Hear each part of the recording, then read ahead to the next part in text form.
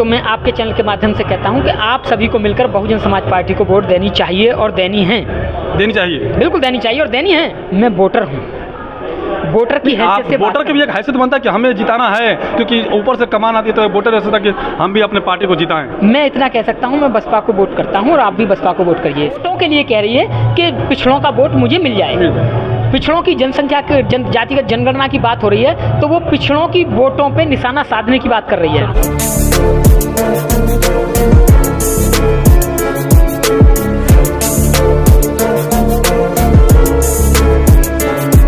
प्रसाद और आप देखना शुरू कर चुके हैं बदलते भारत की तस्वीर में मैं आए दिन कहीं से न कहीं एक नई तस्वीर लाने की कोशिश करता हूं। जो आज यहाँ पे शशि भूषण जी हैं, यहाँ पे मौजूद हैं। अपने हित की पार्टी को देखते हुए, अपने समर्थन की पार्टी को देखते हुए, अपने कल्याणकारी पार्टी को देखते हुए उसको सपोर्ट करना चाहिए। उससे भी थोड़ा सा बात करेंगे। पहले सर जी अपना परिचय दीजिए।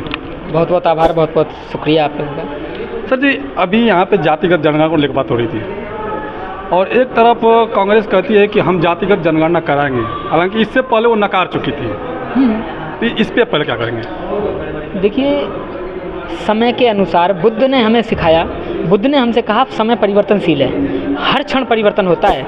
जब मैं पैदा हुआ था मेरे बाल सारे काले थे, आज कुछ सफ़ेद हो गए हैं, 2 साल बाद आधे सफ़ेद हो जाएंगे और 10 साल बाद हो सकता है सारे सफ़ेद हो जाएं।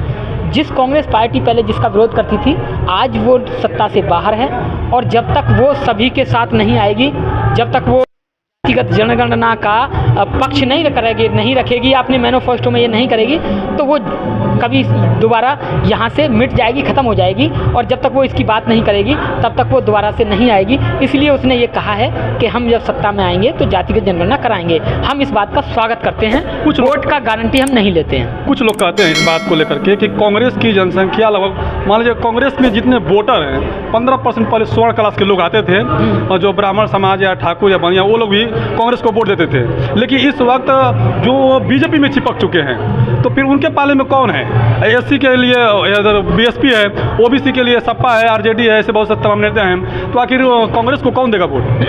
देखिए, मान्यवर काशीराम साहब कहते थे हर जाति की अपनी पार्टी होनी चाहिए और जिसकी जितनी हिस्सेदारी उसकी उतनी भागीदारी, जिसकी जितनी संख्या है, जिस कौम की संख्या ज़्यादा होगी, जिस जाति की संख्या ज़्यादा होगी, उसका कैंडिडेट जीतेगा, चाहे वो प्रधान का हो, चाहे नगर पंचायत का हो, चाहे एमएलए हो, चाहे एमपी हो, चाहे राज्यसभा हो, चाहे लोकसभा हो। और जब उनको लगेगा कि अपनी अपनी जाति के इकट्ठे हो गए, अब हमारे खिलाफ कौन है, तो समय के अनुसार वो अपने आप गठबंधन कर लेंगे। किस बेस पे कांग्रेस कह रही है कि हम जातिगत जनगणना कराएंगे, उनको हक अधिकार देंगे, जब उनके पास वोट परसेंटेज नहीं है? देखिए, मैं कांग्रेस का प्रवक्ता नहीं हूँ जी, नहीं, लेकिन मैं कैसे कह सकता हूँ किस उस पर कह रही है? वोटों के लिए कह रही है कि पिछड़ों का वोट मुझे मिल जाए। पिछड़ों की जनसंख्या जातिगत जनगणना की बात हो रही है, तो वो पिछड़ों की वोटों पे निशाना साधने की बात कर रही है। उसी पिछड़ा के लोग के जो समर्थक थे कांशीराम जी, उन्होंने कहा था कि एक नागनाथ है, एक सांपनाथ है, तो फिर वो पिछड़ों को कैसे हित का कल्याण कर सकते हैं? देखिए, जो बात मान्यवर साहब काशीराम ने कही वो बिल्कुल ठीक है, बिल्कुल सच है। इसलिए हमें अपने हित की पार्टी को देखते हुए, अपने समर्थन की पार्टी को देखते हुए, अपने कल्याणकारी पार्टी को देखते हुए उसको सपोर्ट करना चाहिए। कौन पार्टी है? इतनी यहाँ पे राष्ट्र पार्टी लगभग केजरीवाल की एक पार्टी है, आम आदमी पार्टी, भारतीय जनता पार्टी है, कांग्रेस है और एक बहुजन समाज पार्टी है। इसमें कौन है जो हमारे हित के लिए काम करेगा? ये आप देखिए कौन करेगा।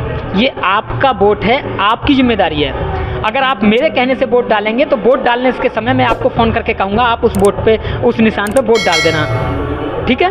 लेकिन जो सभी के कल्याण की बात करती हो, जो मानव कल्याण की बात करती हो, जो SC OBC दबे कल्याण का बात तो सभी राजनेता करते हैं सर, करते हैं। आप उसका पीछे बैकग्राउंड देखिए, वहाँ से भी कुछ सीख लीजिए।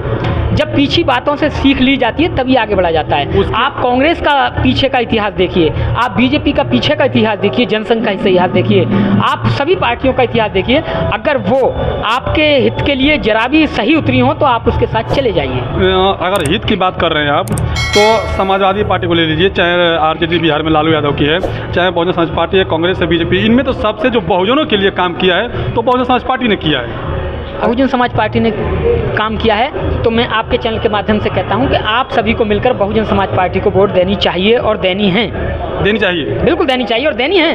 क्या लगता है जो जगह जगह पे उन्होंने अपना गठबंधन भी कर रही हैं और 4 राज्य का जो 5 राज्य का चुनाव हो रहा है, इसमें कैसा लग रहा है कि माहौल, क्योंकि बहन जी ने एक बात कहा है कि हम यहाँ से जब जीतेंगे 4 राज्य से तो हम जो कि अगले गठबंधन के लिए सोचेंगे या फिर अपने अकेला चुनाव लड़ने की। देखिए, ये पार्टी के जो आला बैठे हैं ये उनका निर्णय है। मैं वोटर हूँ, वोटर की हैसियत से वोटर की भी एक हैसियत बनता है कि हमें जिताना है, क्योंकि ऊपर से कमान आती है तो वोटर ऐसा था कि हम भी अपने पार्टी को जिताएं। मैं इतना कह सकता हूं, मैं बसपा को वोट करता हूं और आप भी बसपा को वोट करिए। इसके अलावा पार्टी क्या कर रही है उसमें मेरा इतना भी रोल नहीं है। उसके नियम बनाने में, मैनिफेस्टो बनाने में क्या करना है क्या नहीं करना है, किससे कहाँ को चुनाव लड़ना है, इतना भी मेरा रोल नहीं है। तो मैं किसी की गारंटी नहीं दे सकता कि क्या है क्या नहीं है। चुनाव आने पर आप लोगों को पता चलेगा क्या करना है क्या नहीं है। ये हाईकमान के जो लोग हैं वो चुनावी घोषणा करेंगे, जनसभाएं करेंगे, बताएंगे, तो फिर आप उन्हें सुन के आप उनको वोट करिए।